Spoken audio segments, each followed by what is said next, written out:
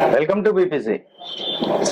ఈ రోజుల్లో విద్యాశాఖ పరంగా మనం చూసుకుంటే గ్రంథాలయాల అభివృద్ధి ఎంతో అవసరం. అయితే శ్రీ పవన్ కళ్యాణ్ గారు ఉప ముఖ్యమంత్రి అయిన తర్వాత కొన్ని విషయాల మీద ప్రత్యేకమైనటువంటి శ్రద్ధ పెట్టారు. అందులో ఒకటి విద్యార్థులని తీర్చిదిద్దడం, విద్యా వ్యవస్థని అభివృద్ధి చేయటం. అందులో భాగంగా విశాఖపట్నం జిల్లా కేంద్ర గ్రంథాలయానికి సంబంధించినంత వరకు వన్నెమిరెడ్డి సతీష్ గారిని గ్రంథాలయ చైర్మన్ గా అధ్యక్షుడిగా ఎన్నుకోవడం జరిగింది. ఆయనతో పాటు మనం ఉన్నాం. మరి వన్నెమిరెడ్డి సతీష్ గారు తన ప్రస్థానం ఏంటి, ఏ విధంగా ఈ చైర్మన్ పదవిని సాధించగలిగారు, ఇవన్నీ కూడా ఆయన అడిగి తెలుసుకునే ప్రయత్నం చేద్దాం. అలాగే గ్రంథాలయ అభివృద్ధి కోసం తానేం చేయబోతున్నారు అనేది కూడా తెలుసుకునే ప్రయత్నం చేద్దాం. సార్ నమస్తే అండి. నమస్తే అండి. సార్, అసలు మీ వన్నెమిరెడ్డి సతీష్ గారు ఏ విధంగా ఎక్కడ మొదలయ్యారు ఏంటి? అదే మేము యాక్చువల్గా ఏంటంటే విశాఖపట్నమే. ఓకే. కాకపోతే ఏంటంటే ఈ ముందు మా రాజకీయ ప్రస్థానం గురించి అయితే చెప్పాలంటే చిరంజీవి గారు పార్టీ ప్రజారాజ్యంలో మేము ఫస్ట్ ఫౌండర్స్ మేము ఇక్కడ విశాఖపట్నమే. ఆయన రావాలి, రాజకీయ జీవితంలోకి రావాలి అని చెప్పేసి ఫస్ట్ ఈ ఏరియాలోనే, ఇక్కడ జగదంబ ఏరియాలోనే మేము ఫస్ట్ స్వాగతం పలికాం. ఆ రోజుల్లో 2006 ఆ టైంలో మేము చాలా యంగర్స్. ఆ రోజు యూనివర్సిటీలో చదువుకునే రోజులు ఉన్నాయి.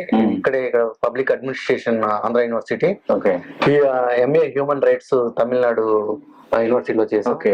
అయితే చేసిన తర్వాత మేము ఈ అడుగుజాడలు వెళ్ళేటప్పుడు ఆ టైంలో పవన్ కళ్యాణ్ గారు కూడా ఎప్పటి నుంచో ఆయనకి ఉండేది. ఆయన యాక్చువల్ గా యాక్సిడెంటల్ గా యాక్టర్ అయ్యారు, కానీ ఆయన ఎప్పుడు సమాజ శ్రేయస్సు తప్ప రెండే ధ్యాస ఉండేది కదా ఆయనకి. ఆయన మేము మాట్లాడిన టైంలో ఎవరైనా ఏదన్నా పేదలకు చేస్తున్నారు అని అంటే వాళ్ళని హక్కును చేర్చుకునే మనస్తత్వం అయింది. అది కుల మత పరంగా ఏది పట్టించుకునేది కదా. అటువంటి వ్యక్తి దగ్గర మేము ఫస్ట్ లో ప్రజారాజ్యం తర్వాత మేము యువరాజ్యం నన్ను ఆర్గనైజింగ్ సెక్రటరీ చేయడం, అలాగే పవన్ కళ్యాణ్ గారు మరింత మేము దగ్గర అయ్యి చాలా సేవా కార్యక్రమాలు చేయడం, ఆ ఫ్యాన్ బేస్డ్ గా ఉండడం గానీ, ఆయన అభిమానుల కింద ఉండడం గానీ, అభిమానులు మళ్ళీ ఇలా జన సైనికులుగా రూపొందడం గానీ అంత అయింది. అన్నయ్య గారి పార్టీ అయిపోయిన తర్వాత కూడా ఆయన మాతోటి 2-3 సార్లు మాట్లాడడం జరిగింది. మనం వస్తున్నాం అని చెప్పారు ఆయన. 2013లో ఒకసారి మాతో మీటింగ్ చేశారు. తర్వాత 2014లో ప్రత్యేకంగా పార్టీ వ్యవస్థాపక సభ్యుల్లో నేను ఒకడిని. యాక్చువల్ గా ఒక 50 మంది ఇస్తేనే గానీ అక్కడ ఆ దాంట్లో వ్యవస్థాపక సభ్యులు మేము. అలాగే పార్టీ రావాలి, ఎంతో అంటే అన్నగారిని అనగదొక్కపడుతున్న వర్గాలను బోళ్ళంత మంది వెనక్కి వెళ్ళిపోతున్నారు. వాళ్ళందరినీ ముందుకు తీసుకురావాలంటే ఇతని యొక్క ఐడియాలజీ, అంటే అప్పుడు లెఫ్టిజం రైటిజం అనేది కాదు, ప్రజలకి ఏ ఇజం అయితే మంచిదో, మానవత్వం, పవనిజం అనే దాని మీద మేము అప్పుడు ఎత్తుకొని 2014లో మేము వచ్చిన రోజుల్లో ఎవరు ఆయన వెనక రాలేదు. ఎందుకంటే వాళ్ళ అన్నయ్య గారి అది ఫెయిల్యూర్ అని అనుకుని వాళ్ళు చాలా మంది కొంత వ్యతిరేక భావం ఉంది.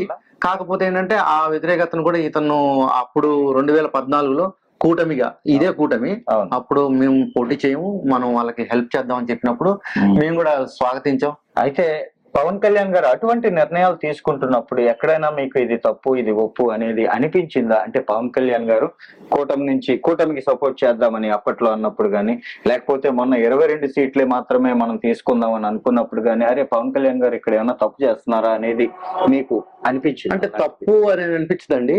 ఆయన ప్లేస్ లో మనం ఉంటే మనం ఇంకా చాలా తప్పులు చేసేస్తాం. ఆయన ప్లేస్ లో ఉంటే, ఆయన ఆ టైంలో వాళ్ళ అన్నయ్య గారి పార్టీ వెళ్ళిపోయిన తర్వాత కూడా నేను నిలబడాలి, ప్రజల కోసం ఏదైనా చెయ్యాలి అన్న ఆ తపనతో ఆయన పెట్టుకున్న నిర్ణయాల్లో మనం ఏది తప్పట్లేము. ఆయన తీసుకున్న ప్రతి నిర్ణయం మేము అందువల్లే కదా జన సైనికులు.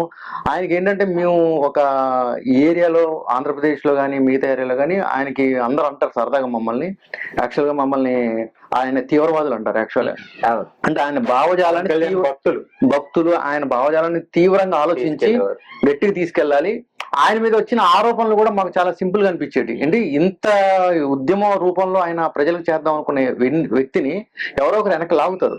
ఆ లాగే పొజిషన్ లో మేము అందరం ముందుండి ఫ్రంట్ గా నిలబడ్డారు. ఏ విధంగా చేయాలి, ఎలా చేయాలి, దాన్ని మేము బేస్ చేసుకుని ఆయన ఎప్పుడు అంటాడు సమావేశాలు, మిలిటెన్ లాగా పనిచేయాలి అని అంటాడు. మిలిటెన్ లాగే మేము పనిచేసి 19 మంది ఉన్నాం మేము. అలాగా దళంలా ఏర్పడి ఎక్కడ ఏ ఇష్యూ వచ్చినా గానీ వెళ్ళిపోయాం. నాది నా నియోజకవర్గం, వేరే వాళ్ళది, ఈ మతాలు కులాలు ఏం పట్టించుకునే వాళ్ళం కాదు.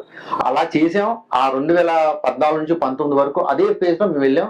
కొన్ని రాజకీయ కారణాలు, కొన్ని దృష్టి పెట్టడం అవన్నీ చూసిన తర్వాత ఆయన ఏ నిర్ణయం తీసుకుంటే అది, ఎందుకంటే ఫ్లెక్సిబుల్, రాజకీయాలు ఒకేలాగా ఉండవు కదండి. ఈ రోజున అనుకున్న నిర్ణయాలు రేపొద్దునికి ఉండవు కదా.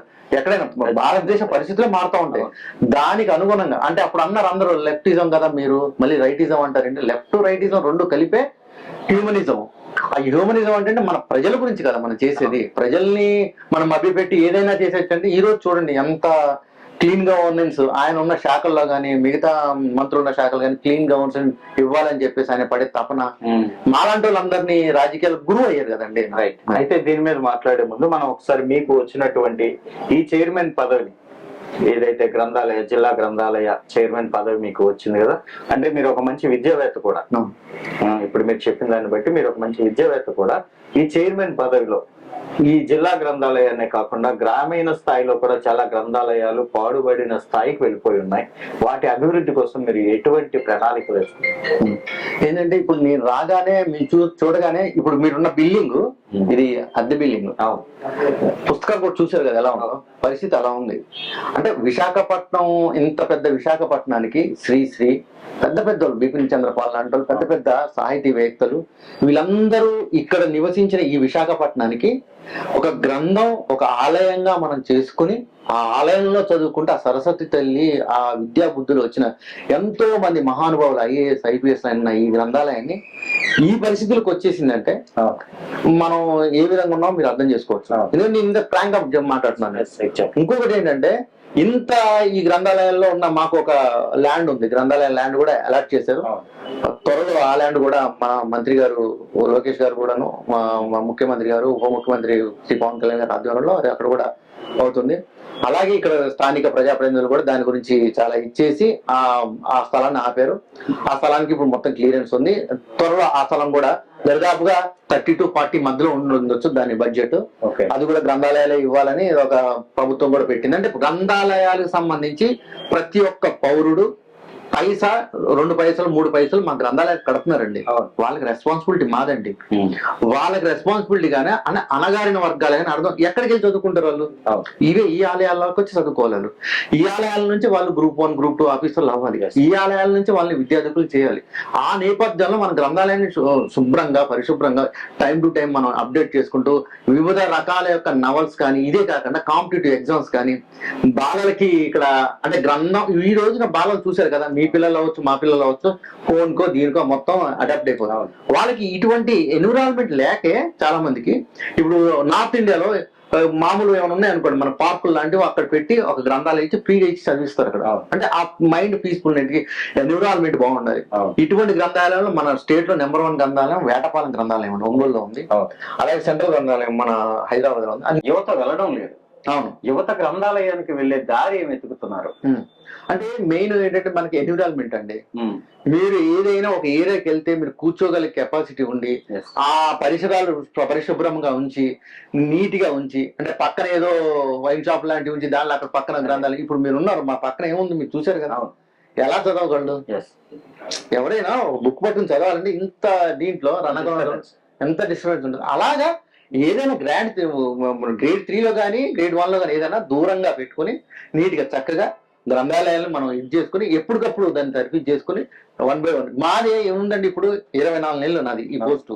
24 నెలల్లో నాకు ఒక నెల అయిపోయినట్టు. ఇప్పుడు నాకు ఇంకా 23 నెలలే ఉన్నాయి. 23 నెలలు నా టార్గెట్ నాది ఇది ఏంటంటే గ్రంథాలయాల్ని నాడు నేడు అది చూపిస్తాను నేను. పక్కా చూపిస్తాను, దాంట్లో నో డౌట్. ఎందుకంటే నా శాయశక్తుల పవన్ కళ్యాణ్ గారు నాకు ఇచ్చిన ఈ అవకాశాన్ని నేను ఖచ్చితంగా కూటమి గవర్నమెంట్ లో మన నరేంద్ర మోడీ గారు, మన ముఖ్యమంత్రి చంద్రబాబు నాయుడు గారు, లోకేష్ గారు, మా మంత్రి మా శాఖకు సంబంధించిన లోకేష్ గారు సలహాలు సూచనలతోటి నేను ఇంకా గట్టిగా వాళ్ళని బతిమాలి బామాలి అని నేను రాగలే ఆశాభావం వ్యక్తం చేస్తున్నాను. రైట్ అండి. ఇప్పుడు ఒకసారి రాజకీయాల్లోకి వద్దాము. ఇప్పుడు ఉన్నటువంటి రాజకీయాలు మనం చూస్తూ ఉంటే రచ్చగా ఉందంటే, ఎలాగంటే వీళ్ళు చేస్తున్న తప్పని వాళ్ళు చేస్తున్న తప్పని వీళ్ళు. ఇక్కడ ఏమంటున్నారంటే లడ్డూలో కల్తీ జరగలేదు, లడ్డూలో అసలు కల్తీ అన్నదే జరగలేదు, దాన్ని దాచిపెట్టడానికి, అలాగే ఏదైతే గీతం భూములు ఉన్నాయో గీతం భూముల ఇష్యూని కూడా దాచిపెట్టేందుకు కూటమి ప్రభుత్వం చేస్తున్నటువంటి రచ్చ వైసీపీ మీద నెట్టివేయడం అని చెప్పేసి ఈ లడ్డు ఇష్యూ అనేది చెప్తున్నారు. నిజమేనండి. నిన్న మొన్న మీరు చూసి ఉంటారు, మాజీ టీడీడీ చైర్మన్ ఆయన ఒప్పుకున్నారు. ఎవరు? సుబ్బారెడ్డి గారు ఆయన స్వయంగా ఒప్పుకున్నారు జరిగింది, తప్పు జరిగిందని. వైసీపీ నాయకులే వైసీపీ ఎవరైతే ఉన్నారో కోర్ నాయకులే వాళ్ళ గుండెల్లో చేసుకుని వాళ్ళ ఫ్యామిలీ దగ్గర మాట్లాడిన విషయాలు మీకు చెప్తున్నాను ఈ రోజు మీడియాకి వచ్చిందో నాకు తెలియదు కానీ ఖచ్చితంగా తప్పు జరిగింది. అడల్ట్రేషన్ జరిగింది అనేదే వాళ్ళు ఒప్పుకుంటున్నారండి. ఎవరైతే భాస్కర్ రెడ్డి గారు రోజా గారు అది ఎక్స్టర్నల్, అది పొలిటికల్. నేనేది వైసీపీ కోర్ టీము తప్పు జరిగింది, ఈ తప్పు జరిగిందని చెప్పేసి క్షమాపణ అడిగి వాళ్ళు కూడా ప్రాయశ్చిత్త దీక్షలో కూర్చుని ఉంటే ఆ దేవదేవుడు వాళ్ళకి క్షమిస్తాడు. ఇంకా నాటకాలు ఆడి ఈ రాజకీయాలు ఎప్పుడు ఎవరు శాశ్వతం కాదండి. ఇంకా నాటకాలు ఆడి అదిను మన కలియుగ దైవం. ఇది తెలుగు ప్రజలు, ఇది వైసీపీకో లేకపోతే టీడీపీకో లేకపోతే జనసేనకో ఒక పార్టీకి సంబంధించింది కాదండి. ప్రజల మనోభావాలు, భక్తుల మనోభావాలు, దాంట్లో అడల్ట్రేషన్ జరిగింది, దాని కల్తీ జరిగిందిరా మొర్రు అని వాళ్ళే ల్యాబ్ రిపోర్ట్లు చెప్తుంటే మాకు సిబిఐ ఇవ్వలేదు, మాకు సిట్ ఇవ్వలేదు. సార్ ఒకటి సార్, జరిగినప్పుడు మీరు అప్పుడు నెయ్యి అప్పుడున్న లడ్డూకి ఇప్పుడున్న లడ్డూకి తేడా అక్కడున్న తిరుపతి కాదు మీరు ఎవరైనా మీరు చెప్తారు. ఎందుకంటే దీనికి రాజకీయం చేయడానికి కాదు నేను అనేది. మన మనోభావాలు దెబ్బతిన్నాయి. అందున ఆ లడ్డూని తీసుకెళ్లి మీరు ఎక్కడ అయోధ్యకి తీసుకెళ్లారు 1,00,000 లడ్డూలు అక్కడే ఇదే. ఇప్పుడు ఎవరైనా చేసినా ఏమంటారు, మీకు అపచారం జరిగింది, దీనికి ఏదంటే లేదు మీకు జరగలేదు, పోయింది, చిన్నదే కదా అనంటే చిన్నదా ఇది. అపచారం జరిగింది, అయ్యో అపచారం జరిగింది, 2 లెంపలు వేసుకుని దేవుడు దండం పెట్టుకున్నారు. ఎందుకంటే కలియుగ దైవం వెంకటేశ్వర స్వామి, మనం నిజంగా నమ్ముతున్న స్వామి. ఈ రోజున ప్రపంచవ్యాప్తంగా అన్ని గుళ్ళ కల్లా అందరూ చూస్తున్న గుడిని అపచారం చేసిన తర్వాత మీరు ఏ యూఓనో సస్పెండ్ చేసి ఏ చైర్మన్ మీద నెట్టడం కాదు.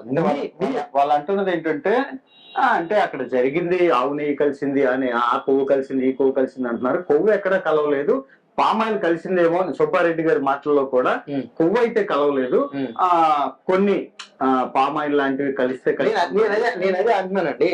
బోలే బాబా గారి ఒక్క నిమిషం, ప్రశ్న పూర్తి అవ్వలేదు. అంత మాత్రానికే పవన్ కళ్యాణ్ గారు చీపులు పట్టుకుని ఊడ్చేయడం ఇది ఇంత చెయ్యాల్సిన అవసరమైనా ఉందా? అంటే రచ్చ చేసింది మేమా వాళ్ళ అనే ప్రశ్న వాళ్ళది. అదే ఓకే, నేను మీకు కాదట్లేదు. ముందు మీకు జరిగితే తప్పు జరిగింది అని అన్నప్పుడు తప్పు జరిగింది అనేది పవన్ కళ్యాణ్ గారు ఒకటండి. సనాతన ధర్మాన్ని నమ్మిన వాళ్ళు ఎవరైనా సరే ఆయన ఏదన్నా విషయం ఉంటే ఆయన ఓపెన్ గా దాచేసుకుని తర్వాత చెప్తాను ఉండదండి. ఆయన ఆ రోజు జరిగినట్టు చెప్పారు. ఆయన ప్రపంచానికి చెప్పారు, ఇది చెప్పారు. తప్పు జరిగిందని ఒప్పుకోండి. ఎందుకు ఇప్పుడు ఆయన ఏమంటాడు, ఆయన తప్పు జరిగింది కదా ఒప్పుకోండి. ఒప్పుకోకుండా బొంకడం అంటే పైగా అది రివర్స్ మళ్ళీ ఇతర పార్టీల మీద వేసి మేము చేయలేదు, మాకు సంబంధం లేదు, అది నెయ్యే, అది తింటే ఏంటి అంటే ఏంటది మీరు తింటే ఏంటి అని అన్నారంటే అంటే అది అలర్ట్రేషన్ జరిగిందిరా మొర్రో అని వాళ్ళు ఒప్పుకుంటున్నారు. అది పామాయిల్ అంటున్నారు. పామాయిల్ కూడా అంత రేటుకి వస్తుందో రాదో తెలియదు. లడ్డు ఇలా చేసినప్పుడు ఎలా ఉండాలని మీరు అక్కడ ఆగమ శాస్త్ర పండితులు నిజంగా నిన్న రామదీక్షలో ఎవరు మాట్లాడుతున్నారు, ఇంత ఘోరాతి ఘోరమైన అపచారాలు జరిగాయండి ఇంకా ఉన్నాయని వాళ్ళు చెప్తున్నారు. వాళ్ళ జోలికి పోదలుచుకోలేదు, దేవుడితోటి రాజకీయాలు ఆడదలుచుకోలేదండి మేము. కలియుగ దైవం, తప్పు జరిగింది. నేను బేషరతుగా చెప్తున్నాను, ఆ వైసీపీ నాయకులు ఎవరైతే ఉంటారో వైసీపీ అధ్యక్షుడు కూడా వాళ్ళు ఖచ్చితంగా బేషరతుగా క్షమాపణలు చెప్పాలి, దేవదేవుడికి క్షమాపణలు చెప్పాలి. లేకపోతే ఎందుకు ఆ తిరుమలకు వచ్చి దండం పెట్టుకుని ఆ తిరుమలలోనే రాజకీయాలు మాట్లాడడం కరెక్ట్ కాదు. వాళ్ళు మార్చుకోవాలి మనసులు. తర్వాత ఇంకొకటి అండి, ఈ జగన్ గారి పర్యటనలో ఎక్కడికి వెళ్తే అక్కడ ఏదో ఒకటి జరుగుతూ ఉంది. అది ఉద్దేశపూర్వకంగా మరణాలు జరుగుతున్నాయా లేకపోతే యాక్సిడెంటల్ గా జరుగుతున్నాయా? ఇక్కడ సెక్యూరిటీ ఇవ్వటంలో ప్రభుత్వ వైఫల్యం అని మీరు అనుకుంటున్నారా? అసలు ఏంటిది? ఇదే జగన్మోహన్ రెడ్డి గారు ముఖ్యమంత్రిగా ఉన్నప్పుడు పరదాలు కట్టుకుని చాలా చక్కగా మీకు మాకు మా మీడియా మిత్రులకు కూడా అస్సలు ఇవ్వకుండా ఆయన చెప్పింది స్టడీ 1 2 3 కెమెరా ఆన్ అని ఇలా చెప్పేసి ఒక బటన్ వచ్చేసి ఏం మాట్లాడద్దు అని వెళ్ళిపోమని మీడియా మిత్రుల్ని అవమానపరిచిన ఇతను ఇప్పుడు మాకు చెప్తాడండి కబుర్లు, ఏది ఈ కట్టుకొని అయిన కట్టుకొని. అది ఆలోచించాలి ఎవరైనా. ఆయన అధికారం ఉన్నప్పుడు ఎలా వెళ్ళారు, ఇదే అధికారం ఉన్నప్పుడు చూడండి చంద్రబాబు నాయుడు గారు కానీ మన పవన్ కళ్యాణ్ గారు కానీ లోకేష్ గారు ఎలా వెళ్తున్నారు ఫ్రీగా, చాలా ప్రజలకి మమేకంగా. నేను ఇన్ని పాలిటిక్స్ చూశాను కదండి. నేను చదివిన పాలిటిక్స్ లో PhD కూడా చేసినప్పుడు అస్సాం గణపరిషత్ మీద వాళ్ళని గన్మెన్ లేకుండా ఎవరు బయటకు వెళ్ళరు కదండి. అంత ఈజీగా వీళ్ళు చేసిన కార్యక్రమాలు ముచ్చటగేసింది.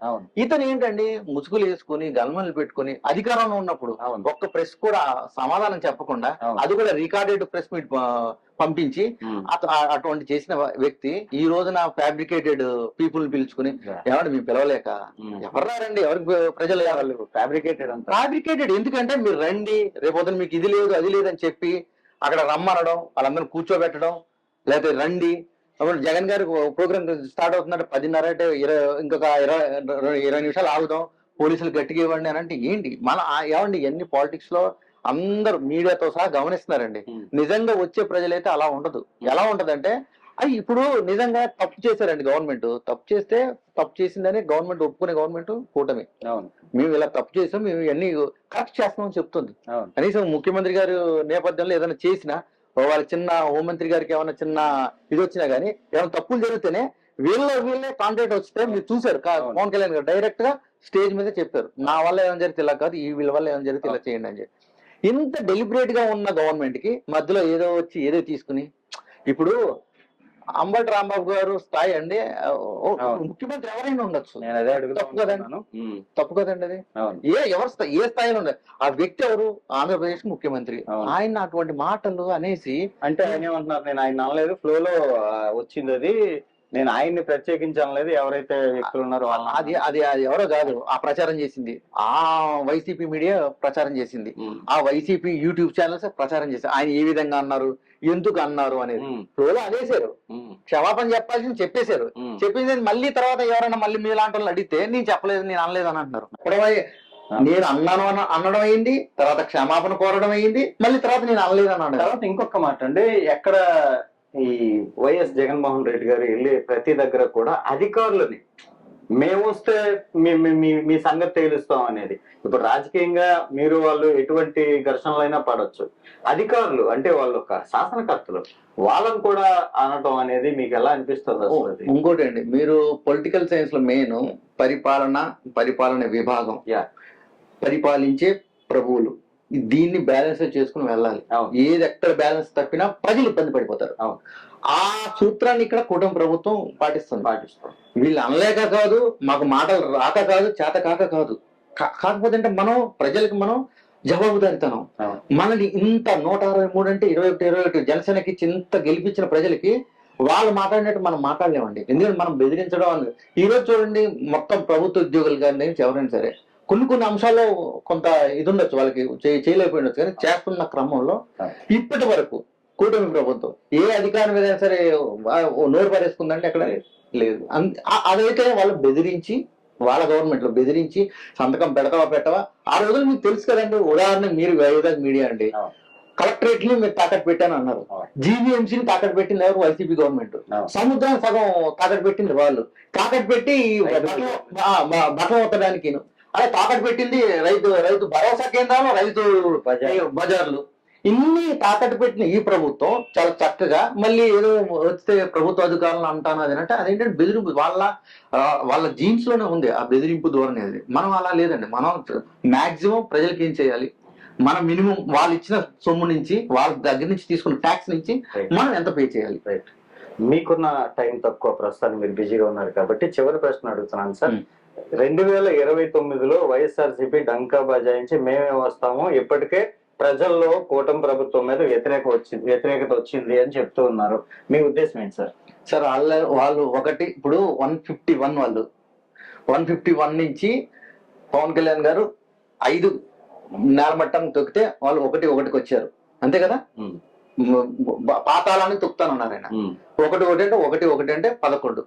రేపు 11 అసెంబ్లీ జరుగుతుంది, 11 మంది హాజరై ఆ వెంకటేశ్వర స్వామి తరఫున మేము తప్పు చేశాం, దీన్ని క్షమించండి అని అసెంబ్లీ సాక్షిగా వాళ్ళు ఒప్పుకొని మంచి క్వశ్చన్స్, మనకు ఉపయోగపడే క్వశ్చన్స్ చేసి మీరు అలా సాగనించండి. లేదు కాదుకూడదు, ఇదే ధోరణితో వెళ్తామంటే మీకుంటారు మాకుంటారు ప్రజలు, అది కాదు. ప్రజలు చూసారా చిన్న తేడాతో కొట్టారు, అలా ఇదే తేడాతోటి ఆ 11లో మళ్ళీ ఒకటిని కొడితే ఒకటే మిగులుతుంది. అది పవన్ కళ్యాణ్ కూడా పైనుంచి అలాగే పాతాలను కూడా తొక్కేస్తాడు. ఆ ఒకటి కూడా ఒకటి ఉంటది, అది ఎవరో మీకు అర్థం చేసుకోండి, మీరు ప్రజలకు వదిలేస్తున్నారు. ఎందుకంటే అంత ఇదిగా ఉన్నారు. ఎందుకంటే తప్పులు జరిగితే చెప్పండి, ఏమంటున్నారు రైట్ వేలో చెప్పండి, రైట్ వేలో మీరు చేయట్లేదని చెప్పండి, అంతేగాని ఈ క్రియేషన్ వద్దు. ఎందుకంటే వ్యక్తిగత దూషణలో మేము చేయదలుచుకోలేదు, వ్యక్తిగతంగా కాకుండా పాలసీ పరంగా రండి, ఎంతైనా సబ్జెక్ట్ పరంగా పాలసీ పరంగా రండి, ఇది మీరు ఇలా చేశారు దాని పరంగా రండి, కానీ వ్యక్తుల మీద టార్గెట్ చేయొద్దని నా మనవి. రైట్. అలా మా ఒక్క ప్రశ్న సార్ ఏంటంటే, చూస్తున్న ప్రేక్షకులకి లేదా ఈ గ్రంథాలయాలకు వచ్చేటటువంటి వ్యక్తులకి లేదా యువతకి మీరు గ్రంథాలయ శాఖ చైర్మన్ గా ఇవ్వాల్సిన ఒక మాట ఏదైనా మీరు చెప్పాలనుకున్న మాట? నేను ఒకటి ప్రజలకి ముఖ్యంగా కోరుతున్నాను. గ్రంథాలయాలు ఈ ఆలయాల నుంచే ప్రజల నుంచి అణగదొక్కబడుతున్న స్టూడెంట్స్ కానీ వర్గాలు కానీ ఎవరైనా సరే, అంటే అప్ టు డేట్ చిన్న పిల్లల దగ్గర నుంచి పెద్దవాళ్ళ వరకు వచ్చి మనశ్శాంతిగా వచ్చి మన గ్రంథాలయాల్లో చదువుకోవడానికి అటువంటి వసతులను మేము క్రియేట్ చేస్తున్నాం రాబోయే రోజుల్లో. దయచేసి గ్రంథాలయాలందరికీ రావాలని కోరుకుంటున్నాను. వస్తే మీకు ఏంటంటే మన ఇంట్లో ఉండే చాలా మంచి, అంటే ఒక అలవాటు పూర్వం పెద్దలు పెట్టారనమాట, ఖచ్చితంగా పుస్తక పఠనం. మన ఫోన్లో ఉన్నది కాదండి, పుస్తక పఠనం. పుస్తకం ద్వారా, పేపర్ల ద్వారా. ఈ రోజున దినపత్రికల ద్వారా బోళ్ళంత మంది ఐఏఎస్లు ఐపీఎస్లు అయినా ఈ గ్రంథాలయాల ద్వారా ఉన్నారు. అలాగే మన పిల్లలు కూడా గ్రంథాలయాల్లో ఉండి వివిధ రకాలైన పురాణ కథలు కానీ, కాశీ మజిలీ కథలు కానీ ఎన్నో, అంటే మనకి ఏంటంటే విజ్ఞానాన్ని పెంపొందించే ఈ గ్రంథాలయాల్ని, ఈ ఆలయాల్ని మనం ఇంకా ముందుకు ఉండే విధంగా మీరందరూ వచ్చి దీంట్లో భాగస్వాములు అవ్వాలి. ఎందుకంటే గ్రంథాలయాలు చదువుకుని వెళ్ళిపోయిన వాళ్ళు కూడా దీనికి కొంత ఏదైనా మీకు తోచింది సహాయం చేసి ఫలానా వస్తువులు కానీ ఇవ్వడం కానీ ఏదైనా మీరు చేయొచ్చు. అది మా ఇక్కడ సెక్రటరీ గారి నెంబర్ కూడా నేను పెడతాను, అందరికి అందుబాటులో ఉంటాం. త్వరలో ఇక్కడ మీ సోషల్ మీడియా వింగ్ కూడా ఏర్పాటు చేస్తున్నాం. ఎలాగంటే ఆ సోషల్ మీడియా ద్వారా కూడా మీరు ఏదైనా పుస్తకాలు కొత్తవి వచ్చాయనుకోండి, మీరు కొంతమంది దానం చేయొచ్చు, లేదా కొంతమందికి ఎవరికైనా పిల్లలకి మీరు ఇవ్వచ్చు.